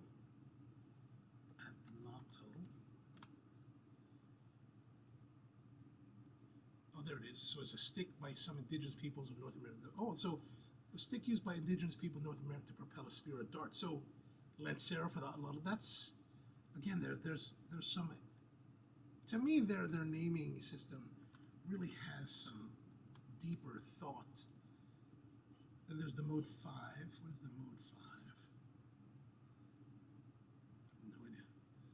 Identification, friend or foe. Military only. I guess that goes back to Skip's military. Huh, interesting. Let's see, Acquitaine.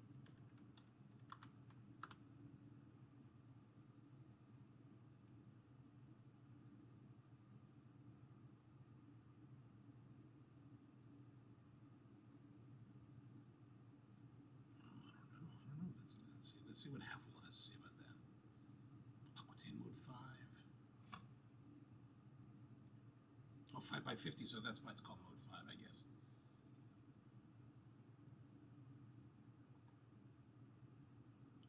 And then they have things like the knuckle draggers, the other side.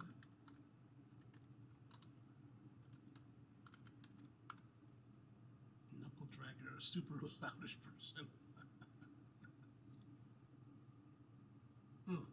An allusion to the practice of some large primates of walking upright with their knuckles close to the ground. Okay, so it goes back then again to that whole era of pre-human existence. And that's for their Petite Robusto, which is a 4x52.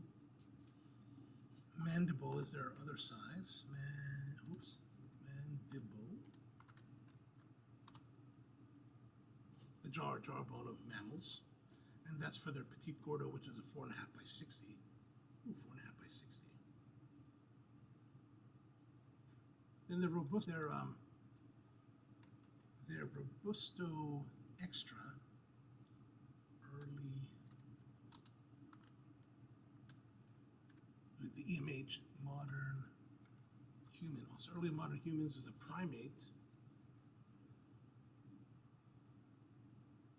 Used to distinguish Homo sapiens that are anatomically a little consistent with the range of phenotypes seen in contemporary humans from extinct archaic human species. So things like that I think are really kind of fascinating about the way that they name their cigars. I think Cro-Magnon, I had to look it up, but I think the Cro-Magnon line has even like deeper meaning, or at least more along with the Cro-Magnon period of humanity, or I guess.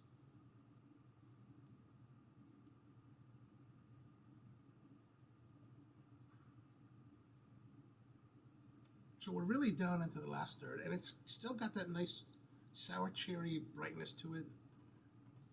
Just general tobacco. I wouldn't really say, like for example, Cigar Group talks about there's black pepper, there's a distant cherry coffee, and he describes it as being outstanding. Cigar Authority in 2018 said it was black pepper, leathery finish, cedar, sweetness, and coffee. I think there's still a lot of similarity to those. I'm not getting a lot of the coffee or black pepper, but I definitely get that cherry sweetness.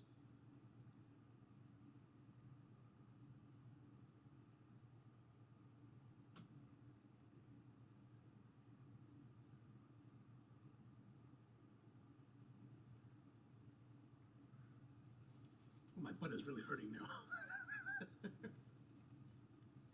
I need to find a way to do nice segues from chair to chair, I think.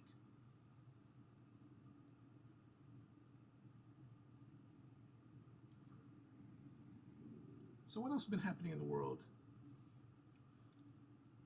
I found this earlier, like this week. I thought this was kind of interesting, that the mystery of watermelon's origins may have finally been solved. So evidently, these guys in the watermelon is called the Citronus Lanatus vulgaris, which is our current watermelon, are native to Africa, and they're starting to figure out where it's coming from. That the sweet watermelon comes from South Africa, and yeah, I thought this was kind of interesting. This is in Gizmodo, as you can see. I thought that was kind of interesting. You know, I've been eating a lot of watermelon this past week. Like right now, the watermelon I've been getting is like, it's got that beautiful sweetness, but also it's got that, when you get it, it's got that nice, still like solid structure. So you get a really, almost a crunchy bite out of it. Man, I think that's really lovely.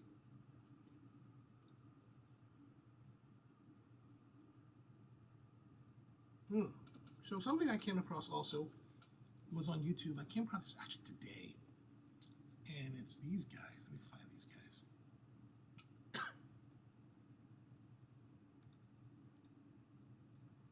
Here we are.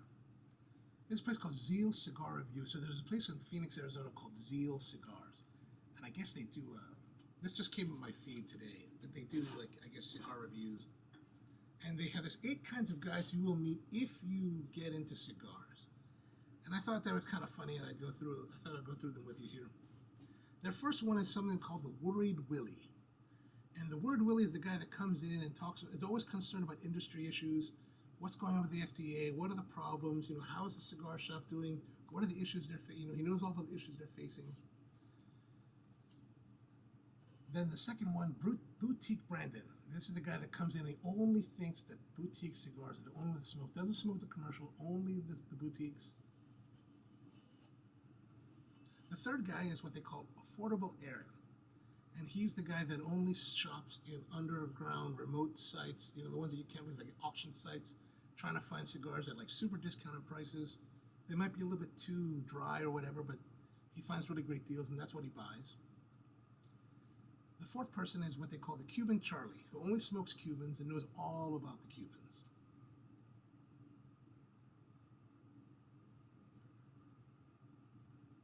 The fifth guy is what they call Vintage Vinny, who only smokes old cigars, only like, you know, like aged and like old, like 20, 30 years old. He's also the guy that's really into pipes. Pipe guys, they never get respect, do they? The sixth guy they say you'll meet is the cigar viewer Ralph. He knows all the reviews, knows everything about all the cigars, reads everybody's reviews, and then wants to start his own review site and maybe his own shop. The seventh guy is the guy they call Smokes Everything Ed. He smokes at all the different shops, all the different lounges, but he's the guy that just knows when to be quiet, knows what to say at the right time, and they describe him as generally the man's man. Finally, their 8th person is called what they call Lounge Lizard Larry. And he's the guy that only smokes the absolute cheapest cigar in the humidor. He'll spend 6 hours in your shop smoking away, and even is the guy that wants to bring his own cigars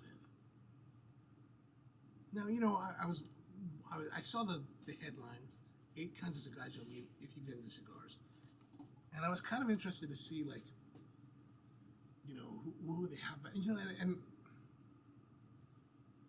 while they have these 8 guys, I thought they were kind of funny, but I don't really think that they were, at least in the groups that I've been in, I don't think we really had too many of those guys. Like, we did have that one guy years ago, that guy Mark, who used to come to the Thursday night cigar smoke at Max's on Broadway, who always had his Cuban cigars in the jars and always wanted to show everybody his collection, but never shared any. But I don't know if we really ever had, like, I don't really know if we have, at least in my groups, that we have people like these that are listed. I mean, I think some of them have, each of our guys tend to have certain elements, but I don't think there's anyone that really fits these descriptions.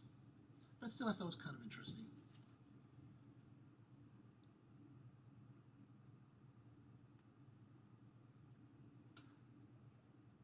I don't know if you guys saw the Friends reunion this past week. Evidently, the cast of Friends decided to have their reunion show. I guess it was an hour and a half or 2 hours of Friends. The Friends cast. They rebuilt the sets at Warner Brothers. And I guess James Corden like was the host, and they talked about the show and what they did and everything's been happening. And I didn't see it myself. I saw the previews of it, and I was like, oh, that's kind of interesting. I wasn't sure if they were going to do a revival of the show, like what these characters are doing now, but evidently it's not like that. It's just the cast talking about what happened.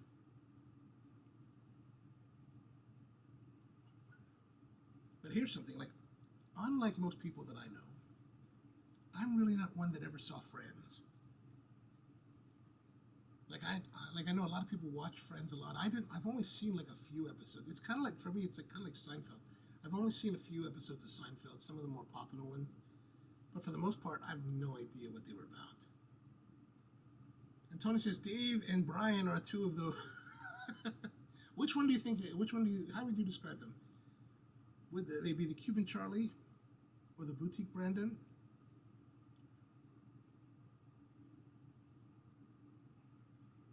Also, for you guys that are a little more geeky about the cigar thing, these guys at Zeal Cigar, they came out with this idea of the death match. What if Steve Saka and Skip Martin were in a death match? Who would win?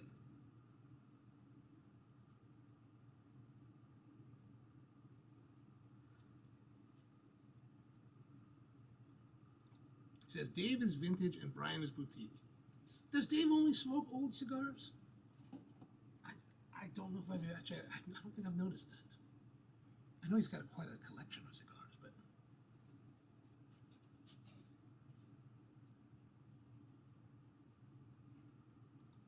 but back to the Saka Skip death match.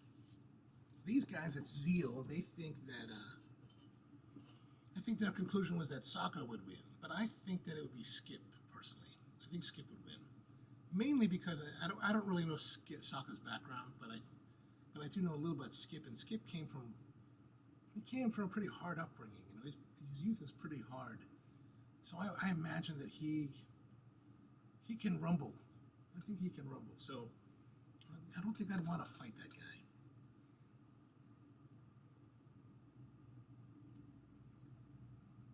Of course, Saka does have Dave Lafferty on his team. I don't know if I'd want to fight Lafferty. Lafferty's a pretty big guy.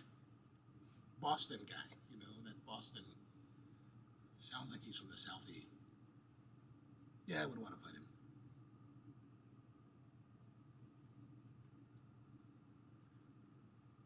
All right, let's go back to this. So we're coming through it's become a lot more bright, a little bit sharper.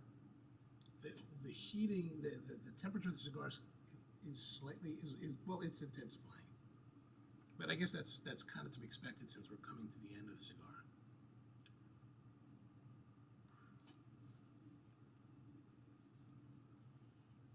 One thing that I do notice is that at least for me, it's like I think that when I'm doing this show, I tend to smoke slower than in my private sessions. Like I tend to finish, I think I tend to finish most cigars in about an hour, where these tend to take about an hour and a half or so.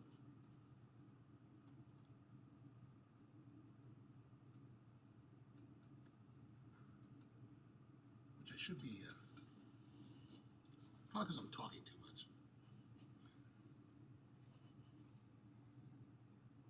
So have you guys been following your shows? I'm still watching the Navy SEALs. That's still rolling. I think SWAT is still rolling. I haven't seen the most recent episodes. I'm kind of wondering, like Magnum PI is over. They finished with like 15 episodes this season. I'm not sure how long SWAT and SEALs will be going, but they seem like there'll be at least a couple more episodes because the SEAL team is getting more into trouble.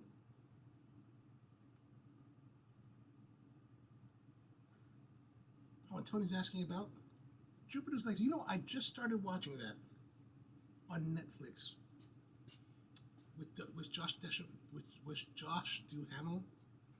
I think that's pretty interesting. Like, I'm still like maybe only in the 4th episode. I'm not sure why we keep going back to his origin story, Josh Duhamel's character's origin story in the 1920s. This whole back and forth from like modern times to 1920 is like, I'm still trying to figure that out. Like, do I like that or do I not like that? What do you think about that? How do you think it's going?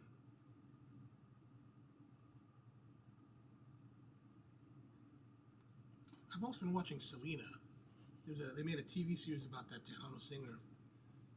I'm down to the last 2 episodes of the second and last season. I mean, sadly, there's no surprises as what's going to happen. She's going to die. She was shot by her boutique manager back in when she was 23 years old in 1995. But that's been a pretty good series. I've also been watching the Bad Batch, the Star Wars animation series. That's been pretty good, I think. I've found that to be quite interesting. That takes place right. So if you remember in the prequel series of Star Wars, I guess it's the second of the prequels where they show the origins of the clone warriors, the clone troopers that were produced on that planet Camino. I think it's called Camino. And these are clones that are kind of aberrations. They're part of this onion. They're kind of breaking away on their own, and the Empire is now after them. So this is right where Palpatine has just taken over the Old Republic and now it's created the Empire. That's been pretty good. But the one that I'm really happy about is the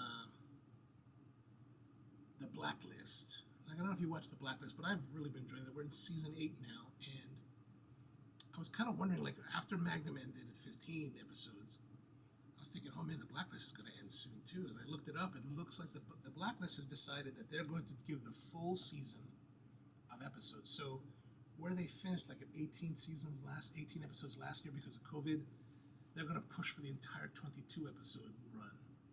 So a full season's worth of shows. And so that's going to be running until June 23rd. So I'm rather pleased about that.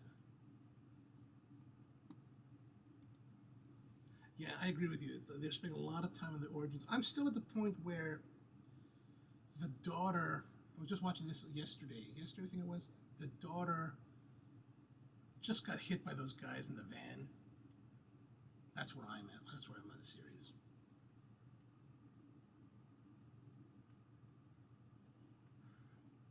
But I think it's pretty interesting.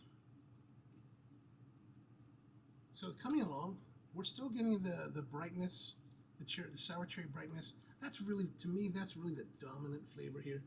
There's some general tobacco. These other reviewers are talking about black pepper, leather, coffee. I don't really get too much of that. It's really, for me, a general tobacco and a brightness, like a sour cherry brightness. Which I guess we should be asking the typical question we ask, which is, would I buy it again? Yes, absolutely. This has been a wonderful cigar. Unfortunately, like they say, it is a more limited release cigar, so it doesn't come out very often. But definitely I would agree with Coop that this is a box-worthy purchase. And the MSRP is right around $10, so that's pretty reasonable. That's what I like about the RoMas. We talked about this past, but RoMas tend to be very reasonably priced, especially for the quality and the smoking experience that you get. Like, I could think of many different retail or manufacturers that this would be, typically a $15 plus cigar, but that they keep it at a reasonable price point is really part of the reason why I find it I tend to be rather enthusiastic about their brand.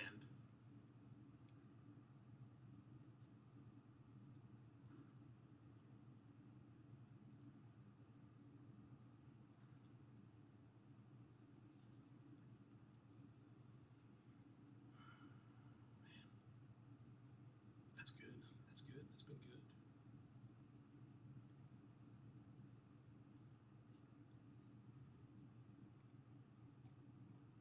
This Pro Negra coffee has cooled down quite a lot, but this is really where I kind of find that this coffee really excels is when it's cool, which is why we use it for our cold brew program, or iced coffee, because now that it's cooled down, it's got this really lovely, like, milky sweetness to it that really just it's kind of why I gave it the moniker of black cappuccino, because as a black coffee, it has this nice milky sweetness to it that really gives you that impression that you're drinking like a nice cappuccino while it's not. It's still black.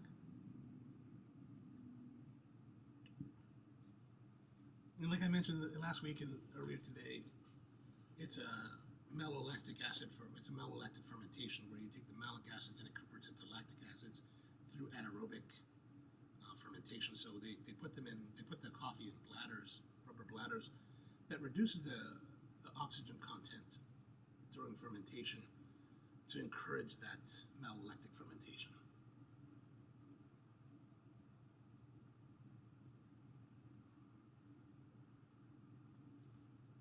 All right, so I guess that's good. I'm coming to the very end already, as you can see, and my butt is really hurting now. So I guess we'll call it a day.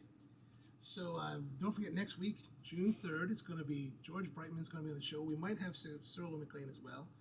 And it's going to be a really interesting show, I think. And then, like I said, it's going to continue on for it'll be like a 4-hour experience if you want. So we'll do 2 hours here on our live stream. And then we'll be joining the Cigar Coop live stream right after at 10 o'clock. So be sure to grab some smokes, make some time. That'll be a good one. But yeah. That's what's coming up. All right, so that's good. Let's start our music. So thanks again. Really appreciate you spending time here on Thursday, May 27th. It's been a nice smoke. We've had the RoMa Craft Acquitaine Venus, a beautiful cigar. One that I think you should try.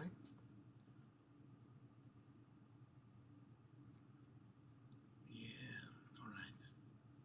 So thanks again, and yeah, catch you next week. And hope the week goes well for you.